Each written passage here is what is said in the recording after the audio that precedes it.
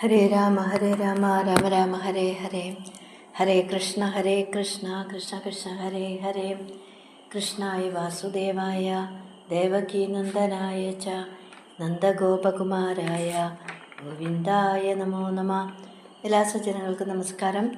ഇന്ന് 49ാമത്തെ ദശകം നോക്കാം. വൃന്ദാവന പ്രവേശം. ഒന്നാമത്തെ ശ്ലോകം. ഭവത്പ്രഭാവാ വിദുരാഹി ഗോപാഹ് തരുപ്രഭാതാദികമത്ര ഗോഷ്ഠേ അഹേതുമുത്പാദഗണം വിശങ്ക്യ പ്രയാതുമന്യത്ര മനോവിധേനുഃ. പദമുറിച്ച് പറയാം. ഭവത് പ്രഭാവൗ അവിദുരാ ഹി ഗോപാഹ തരു പ്രഭാതാദികം അത്ര ഗോഷ്ഠേ അഹേതും ഉത്പാദഗണം വിശങ്ക്യ പ്രയാതും അന്യത്ര മനഃ വിധേനുഃ. ഭവത് പ്രഭാവോ അവിദുരാഹ, അങ്ങയുടെ പ്രഭാവം ഒട്ടും അറിയാത്ത, തീരെ അറിയാത്ത ഗോപന്മാര്, ഗോപാഹി ഗോപന്മാരാകട്ടെ, അത്ര ഗോഷ്ഠേ ആ ഗോകുലത്തില്, തരു പ്രഭാത ആദികം മരങ്ങൾ കടപുഴകി വീഴുക മുതലായ അഹേതും അകാരണമായുണ്ടായ ഉത്പാദകണം ദുർനിമിത്തങ്ങളാണെന്ന് വിശങ്ക്യ ശങ്കിച്ചിട്ട് സംശയിച്ചിട്ട് അന്യത്ര പ്രയാതും മറ്റൊരിടത്തേക്ക് പോകുവാനായിട്ട് മനഃ വിധേനുഃ മനസ്സിലെ കരുതി. ഗുരുവായൂരപ്പ, അങ്ങയുടെ പ്രഭാവത്തെക്കുറിച്ച് ഒന്നും അറിയാത്ത ഗോപന്മാര് ഗോകുലത്തിലുണ്ടായ പൂതനാഗമനം, അതുപോലെ പൂതനയുടെ മരണം, വൃക്ഷപതനം എന്നിങ്ങനെ അകാരണമായുണ്ടായ അശുഭലക്ഷണങ്ങളെ കണ്ടിട്ട് വ്രജത്തിലെ എന്തോ ഒരു ആപത്ത് വരാനിരിക്കുന്നുണ്ട് എന്ന് സംശയിച്ചിട്ട് താമസം മറ്റൊരു ദിക്കിലേക്ക് മാറ്റിയാലോ എന്ന് നന്ദഗോപര് മുതലായ ഗോപവൃദ്ധന്മാർ എല്ലാവരും കൂടി അങ്ങനെ കൂടി ആലോചിച്ചു. ഇനി രണ്ടാമത്തെ ശ്ലോകം. തത്രോപനന്ദാഭിധ ഗോപവർയോ ജഗൗ ഭവത്പ്രേരണയൈവ നൂനം ഇതഃ പ്രതീച്ഛാം വിപിനം മനോജ്ഞം വൃന്ദാവനം നാമ വിരാജതീതി. പദമുറിച്ച് പറയാം. തത്ര ഉപനന്ദ അഭിധ ഗോപവർയഃ ജഗൗ ഭവത് പ്രേരണയാ ഏവ നൂനം ഇതഃ പ്രതീച്ഛാം വിപിനം മനോജ്ഞം വൃന്ദാവനം നാമ വിരാജതി ഇതി. തത്ര ഉപനന്ദ അഭിധ ഗോപവർയഃ, അവിടെ ആ ഗോപന്മാരുടെ കൂട്ടത്തിൽ ഉപനന്ദൻ എന്ന ഒരു ഗോപശ്രേഷ്ഠൻ, ഗോപശ്രേഷ്ഠൻ, നൂനം ഭവത് പ്രേരണയായേവ, തീർച്ചയായിട്ടും അങ്ങയുടെ പ്രേരണ കൊണ്ട് തന്നെ, ഇതഹ പ്രതീച്ഛാം, ഇവിടെ നിന്ന് പ്രതീച്ഛാം വൃന്ദാവനം നാമ മനോജ്ഞം വിപിനം, പടിഞ്ഞാറ് ഭാഗത്തുള്ള വൃന്ദാവനം എന്നു പേരുള്ള മനോഹരമായ വിപിനം കാടിനെ വിരാജതി ഇതി ജഗൗ, അവിടെ ഒരു കാട്, ആ വൃന്ദാവനം എന്നൊരു കാട് വിരാജതി ഇതി വിളങ്ങുന്നുണ്ട്, ശോഭിക്കുന്നുണ്ട് എന്ന്, ഇതി ജഗൗ എന്ന് പറഞ്ഞു. ആ ഗോപസഭയിൽ നേതൃത്വം കൊടുക്കുന്നത് നന്ദഗോപരുടെ പ്രധാനമന്ത്രിയായ ഉപനന്ദനാണ്. ഇവിടെ മേൽപ്പത്തൂര് പറയുകയാണ്, ഭഗവാനെ അങ്ങയുടെ പ്രേരണ കൊണ്ട് തന്നെ ഉപനന്ദൻ പറഞ്ഞു, ഇവിടെ കുട്ടികൾക്ക് അരിഷ്ടതകൾ സൂചിപ്പിക്കുന്ന ദുർലക്ഷണങ്ങളൊക്കെ കാണാനുണ്ട്, അതുകൊണ്ട് നമ്മളെല്ലാവരും ഈ സ്ഥലം വിട്ടിട്ട് വേറെ ഏതെങ്കിലും സ്ഥലത്തേക്ക് പോകേണ്ടതാണ്. അപ്പോൾ അത് ഏതാ സ്ഥലമെന്നും കൂടെ പറഞ്ഞു കൊടുക്കുകയാണ്. ഇവിടെ നിന്ന് കുറച്ച് പടിഞ്ഞാറോട്ട് മാറിയിട്ട് വൃന്ദാവനം എന്ന ഒരു സ്ഥലമുണ്ട്, അവിടേക്ക് എല്ലാവർക്കും കൂടി അങ്ങോട്ട് പോകാം എന്ന് അവർ തീരുമാനിക്കുകയാണ്. ബൃഹദ്വനം തത്ഖലു നന്ദമുഖ്യ വിധായ ഗൗഷ്ഠേന മധക്ഷണേന ത്വദന്വിതത്വജ്ജനനീ നിവിഷ്ട ഗരിഷ്ഠയാനാനുഗതാ വിചേലു. പദമുറിച്ച് പറയാം. ബൃഹത് വനം തത് ഖലു നന്ദമുഖ്യ വിധായ ഗൗഷ്ഠീനം അധ ക്ഷണേന ത്വത് അന്വിത ത്വത് ജനനി നിവിഷ്ട ഗരിഷ്ഠയാന അനുഗത ഗരിഷ്ഠ യാന അനുഗത വിജലുഹു. അധാക്ഷണേന പിന്നെ ഒട്ടും താമസിക്കാതെ നന്ദഗോപരും കൂട്ടുകാരും നന്ദമുഖ്യാഹ നന്ദനും കൂട്ടുകാരും തത് ഖലു ബൃഹദ്വനം ബൃഹദ്വനം എന്ന ആ സ്ഥലത്തെ ഗൗഷ്ടീനം വിധായ പഴയ ഗോഷ്ടം എന്ന് പറഞ്ഞാൽ തൊഴുത്ത്, പഴയ തൊഴുത്ത് എന്ന നിലയിൽ ആക്കിയിട്ട് ത്വത് അന്വിത ത്വത് ജനനി അങ്ങയോടൊത്ത് അങ്ങയുടെ കൂടെ ത്വത് ജനനി അമ്മയും അങ്ങയുടെ അമ്മയും കയറിയ നിവിഷ്ട കയറിയ ഗരിഷ്ഠ യാന ശ്രേഷ്ഠമായ വണ്ടി അതിനെ അനുഗമിച്ചുകൊണ്ട് വിജയലുഹു അവർ പുറപ്പെട്ടു. അങ്ങനെ വൃന്ദാവനത്തിലേക്ക് പോകാമെന്ന് അവരെല്ലാവരും കൂടി തീരുമാനിച്ച ഉടനെ തന്നെ നന്ദഗോപരും കൂട്ടുകാരും ഇപ്പോൾ താമസിച്ചു കൊണ്ടിരിക്കുന്ന ബൃഹദ്വനം എന്ന ആ സ്ഥലത്തെ പഴയ തൊഴുത്തു പോലെ ആക്കി തീർത്തു എന്ന് പറയുകയാണ്. എന്ന് പറയുമ്പോൾ ആ സ്ഥലത്തെ അടിയും പൊടിയും ശേഷിച്ചതാക്കി തീർത്തു എന്ന് പറയുമ്പോൾ ആ ഒരു വീടും മാറിപ്പോകുമ്പോൾ അവിടുന്ന് സകല വസ്തുക്കളും വാരി വലിച്ച് വണ്ടിയിൽ കയറ്റി അങ്ങനെ ബാക്കി അവിടെ കുറച്ച് അടിയും പൊടിയും ഒക്കെ ഉണ്ടാവുള്ളൂ എന്നാണ്. അപ്പം അങ്ങനെ ആ ഉപനന്ദൻ്റെ ആ വാക്ക് കേട്ടപ്പോൾ തന്നെ സകല ഗോപന്മാരും ഓരോരുത്തരായിട്ട് അവരവരുടെ വസ്തുക്കൾ തങ്ങൾക്ക് കൊണ്ടുപോകേണ്ടതായ ആ വസ്തുക്കളെല്ലാം ഓരോ വാഹനത്തിലേക്ക് കയറ്റി. അപ്പം അങ്ങനെ ഒരു വലിയ വണ്ടിയിൽ കൃഷ്ണൻ അമ്മയോടൊത്ത് കയറി, പിന്നീട് ഓരോരുത്തരായിട്ട് ഓരോ വണ്ടികളിൽ കയറി, പിന്നാലെ വീട്ടു സാധനങ്ങൾ എല്ലാം വേറെ വണ്ടികളിൽ, അങ്ങനെ പിന്നാലെ പല പല വണ്ടികളിലായിട്ട് അവർ വൃന്ദാവനത്തിലേക്ക് പുറപ്പെട്ടു. മനോജ്ഞധ്വനി ധേനുപാളീഘുരപ്രണാദാന്തരദോ വധൂഭി ഭവദ്വിനോദാലപിതാക്ഷരാണി പ്രബീയനാജ്ഞായത മാർഗദൈർഘ്യം. പദമുറിച്ച് പറയാം. മനോജ്ഞ ധ്വനി ധേനുപാളി ഘുര പ്രണാദ അന്തരതഃ വധൂഭിഃ ഭവത് വിനോദ ആലപിത അക്ഷരാണി പ്രബീയ ന ആജ്ഞായത മാർഗദൈർഘ്യം. മനോജ്ഞ ധ്വനി ധേനുപാളീഘുര പ്രണാദാന്തരതഃ മനോജ്ഞം എന്ന് പറഞ്ഞാൽ രസകരമായ വണ്ടി. അപ്പോൾ രസകരമായ വണ്ടിയുടെ ഉരുളൊച്ച, ആ വണ്ടിയുടെ ചക്രം ഉരുളുന്ന ഒച്ച, അതുപോലെ തന്നെ ധേനു പാളീഘുര എന്താ പറയുക മാട്ടിൻകൂട്ടത്തിൻ്റെ എന്ന് പറയുമ്പോൾ പശുക്കളുടെ കുളമ്പടി ഒച്ച ധേനുപാളീഘുര.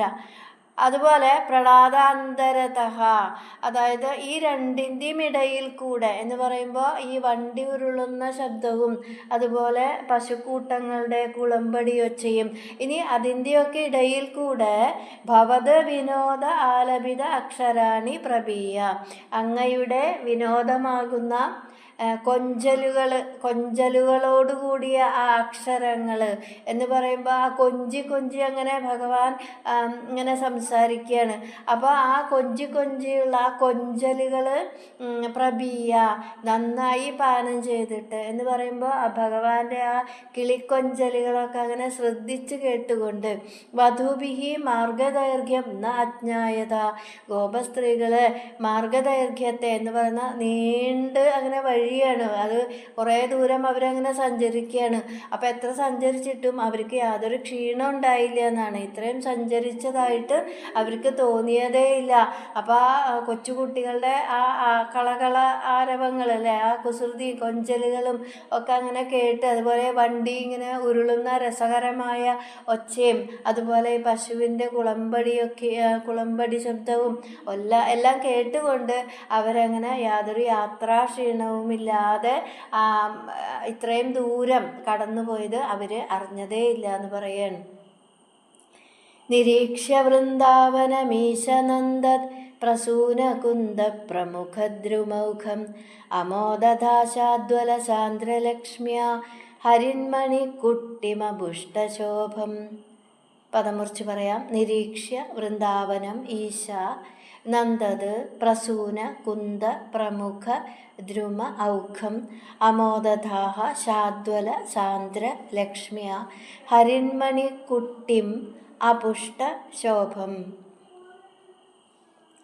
നന്ദത് എന്ന് പറഞ്ഞാൽ വിരിഞ്ഞ, പ്രസൂന എന്നുവെച്ചാൽ പൂക്കൾ, നന്ദത് പ്രസൂന വിരിഞ്ഞ പൂക്കൾ നിറഞ്ഞ, കുന്തപ്രമുഖ ദ്രുമൗഖം കുന്തം എന്ന് പറഞ്ഞാൽ കുരുക്കുത്തിമുല്ല, ആ കുരുക്കുത്തിമുല്ല തുടങ്ങിയ വൃക്ഷങ്ങളോട് കൂടിയതും, ശാദ്വല സാന്ദ്ര ലക്ഷ്മ്യ എന്ന് പറയുമ്പോൾ മരതക കല്ല് പോലെ പച്ച നിറമുള്ള പുൽത്തകിടികളെ കൊണ്ട് ശോഭിക്കുന്നതും, അതുപോലെ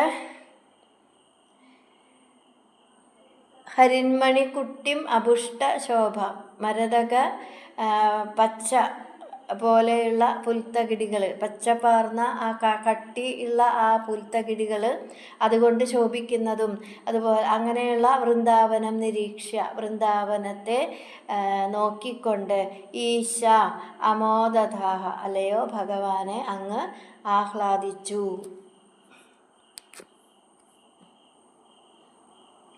അപ്പം ഇവിടെ പൂക്കൾ നിറഞ്ഞു നിൽക്കുന്ന കുരുക്കുത്തിമുല്ല തുടങ്ങിയ വൃക്ഷസമൂഹങ്ങളും അതുപോലെ മലകളും അതൊക്കെ ഉള്ളതുകൊണ്ട് വർഷകാലത്തും വേനൽക്കാലത്തുമൊക്കെ സുഖമായിട്ട് താമസിക്കാവുന്ന ആ വൃന്ദാവനത്തിൽ ഗോവർദ്ധനം എന്നു പേരായ പർവ്വതത്തെയും അതുപോലെ യമുനാ നദിയെയും മരതക പച്ച നിറത്തിലുള്ള പുൽത്തകിടിയും ഒക്കെ നോക്കിക്കൊണ്ട് ഗുരുവായൂരപ്പ അവിടുന്ന് അത്യധികം സന്തോഷിച്ചു. നവാഗനിർവ്യൂഢനിവാസഭേദേഷു ശേഷഗോപേഷു സുഖാസിതേഷു വനശ്രിയം ഗോപകിശോരപാളീ വിമിശ്രിത പര്യഗലോകധാസ്ത്വം. പദമുറിച്ച് പറയാം. നവാഗ നിർവ്യൂഢ നിവാസ ഭേദേഷു അശേഷ ഗോപേഷു സുഖ അസിതേഷു വനശ്രിയം ഗോപകിശോരപാളീ വിമിശ്രിത പര്യക് അലോകഥാഹ ത്വം. നവാഗനിർവ്യൂഢനിവാസഭേദേഷു നവാഗനിർവ്യൂഢം അർദ്ധചന്ദ്രാകൃതിയിൽ നിർമ്മിച്ച നിവാസഭേദേഷു പലതരം വസതികളിലായിട്ട് താമസിക്കുന്ന ആ ഗോപന്മാരെല്ലാം അശേഷഗോപേഷു ഗോപന്മാരെല്ലാം സുഖാസിതേഷു സുഖമായിട്ട് അവിടെ താമസിക്കാൻ തുടങ്ങി. ത്വം ഗോപകിശോരപാളി വിമിശ്രിത ഭഗവാനെ അവിടുന്ന് മറ്റുള്ള ആ ഗോപകുട്ടികളോട് ഇടകലർന്നിട്ട് പര്യക്ക് ചുറ്റുമുള്ള വനശ്രിയം അലോകതാഹ ആ കാനന ഭംഗിയെ അങ്ങനെ നോക്കിക്കണ്ടു. അരാളമാർഗാഗത നിർമ്മലാഭാം മരാളകൂജാകൃത നിർമ്മലാഭാം നിരന്തരസ്മേര സരോജവക്ത്രാം കളിന്ദകന്യാം സമലോകയസ്ത്വം. പദമുറിച്ച് പറയാം. അരാള മാർഗ ആഗത നിർമ്മല ആഭാം മരാള കൂജാകൃത നിർമ്മല ആഭാം നിരന്തരസ്മേര സരോജ വക്ത്രാം കളിന്ദകന്യാം സമലോകയഃ ത്വം. അരാള മാർഗ ആഗത വളഞ്ഞ വഴികളിലൂടെ ഒഴുകുന്ന നിർമ്മല ആഭാം തെളിഞ്ഞ വെള്ളം ഉള്ളതും തെളിനീരുള്ളതും മരാള കൂജാകൃത നിർമ്മല ആഭാം മരാളകൂജ അരയന്നങ്ങളുടെ കൂകലാകുന്ന നിർമ്മല ആഭാം സരസഭാഷണം പൊഴിക്കുന്നതും സരസമായിട്ട് സംസാരിക്കുന്നതും നിരന്തര സ്മേര സരോജ വക്ത്രാം ഇടവിടാതെ നിരന്തരമായിട്ട് പുഞ്ചിരി തൂകുന്ന മുഖം സരോജ വക്ത്രാം ആ താമരപ്പൂക്കളായ ആ മുഖം കളിന്ദകന്യാം ത്വം കാളിന്തിയെ അവിടുന്ന് സമലോകയഃ നോക്കിക്കണ്ടു.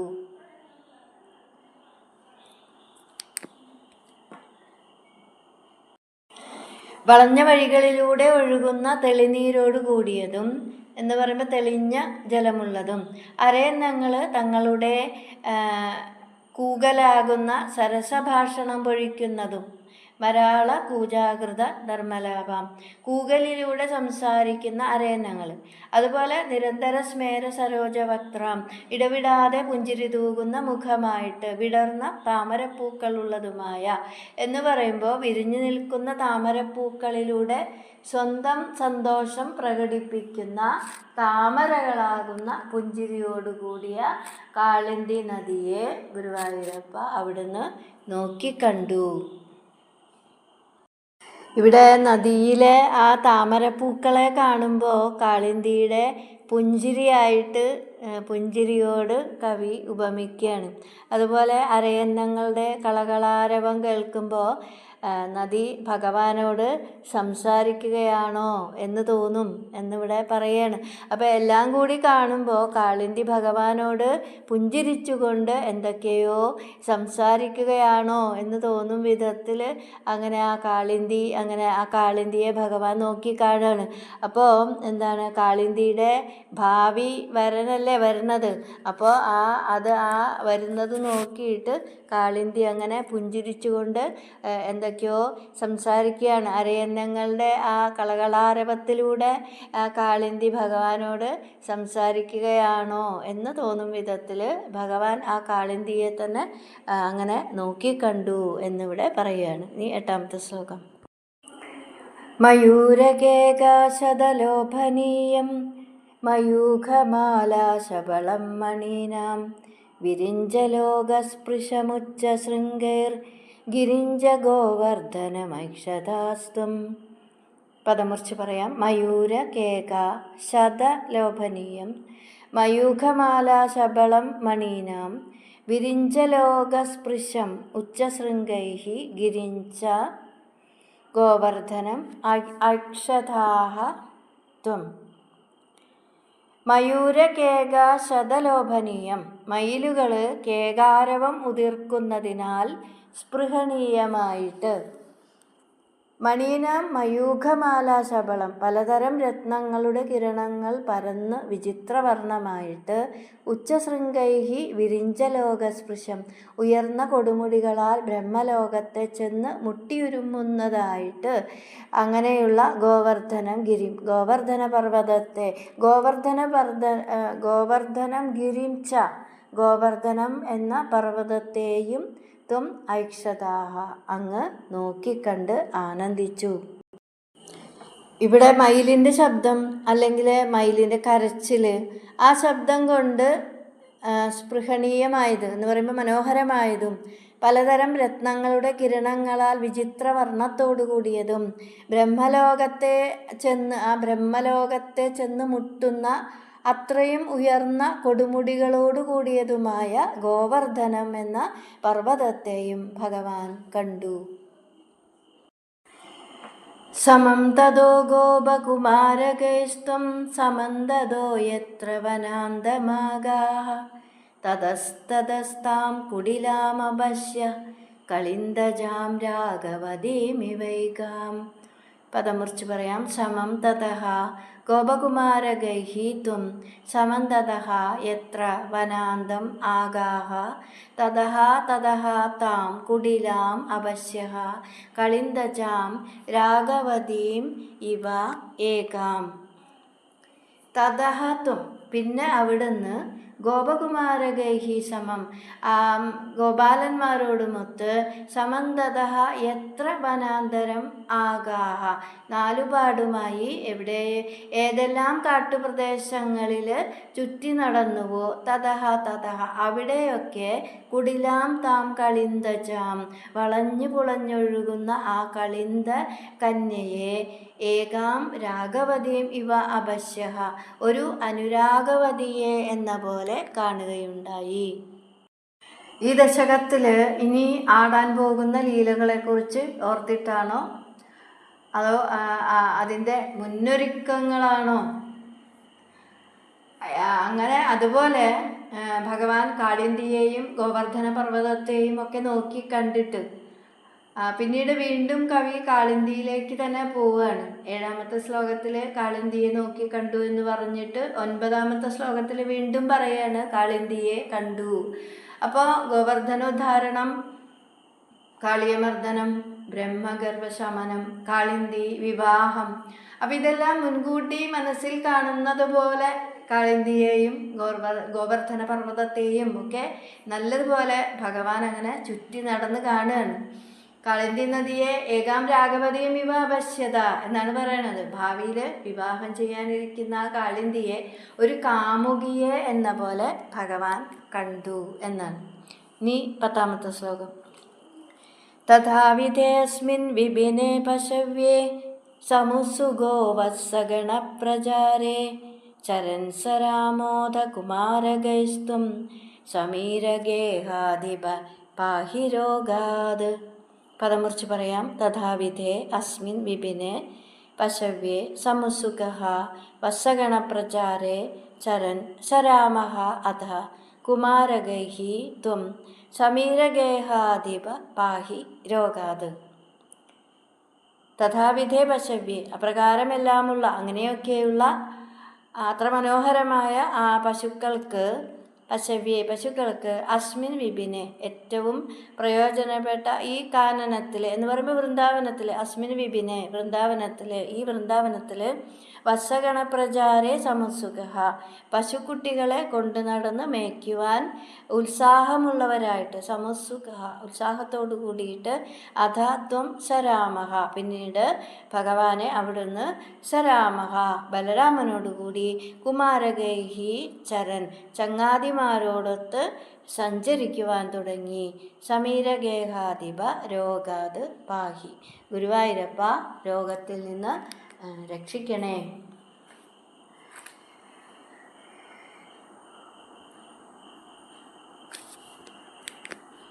പശുക്കൾക്ക് ഇഷ്ടപ്പെട്ട പച്ചപ്പുല്ലുകൾ ധാരാളമുള്ളതും അതുപോലെ തന്നെ ദുഷ്ടമൃഗങ്ങൾ ഒന്നുമില്ലാത്തതുമായ ആ വൃന്ദാവനത്തിൽ പശുക്കളെ മേയ്ക്കാനുള്ള ഉത്സാഹത്തോടു കൂടിയിട്ട് ബലരാമനോടുകൂടി കൃഷ്ണൻ ചങ്ങാതിമാരോടൊത്ത് കാട്ടിലാകെ സഞ്ചരിച്ചു എന്ന് പറയാണ്. അവിദൂരേ വ്രജഭുവ സഹ ഗോപാലധാരകൈഹി ചാരയാമാസ ദുർവത്സാൻ നാനാക്രീഡാ പരിച്ഛദൗ. ഭാഗവതം. വ്രജത്തിൽ നിന്ന് വളരെ ദൂരത്തിലുമല്ല, എന്നാൽ വളരെ അടുത്തുമല്ല. വളരെ അടുത്ത് പുല്ല് കിട്ടാത്തത് കൊണ്ട് തൊട്ടടുത്തും അല്ലാതെ രാമകൃഷ്ണന്മാർ കുറച്ച് ദൂരെ പശുക്കുട്ടികളെ സഞ്ചരിപ്പിക്കുകയാണ്. എന്നാൽ അധികം ദൂരെയല്ല, അങ്ങനെ കുറച്ച് ദൂരെ പശുക്കുട്ടികളെ സഞ്ചരിപ്പിച്ചു. അപ്പോൾ കുറച്ച് ദൂരെ എന്ന് പറയുമ്പോൾ തൊട്ടടുത്ത് അവിടെ പുല്ലൊന്നും കിട്ടാനില്ലാത്തത് കൊണ്ട് കുറച്ച് ദൂരത്തേക്ക് പോയി എന്നാണ്.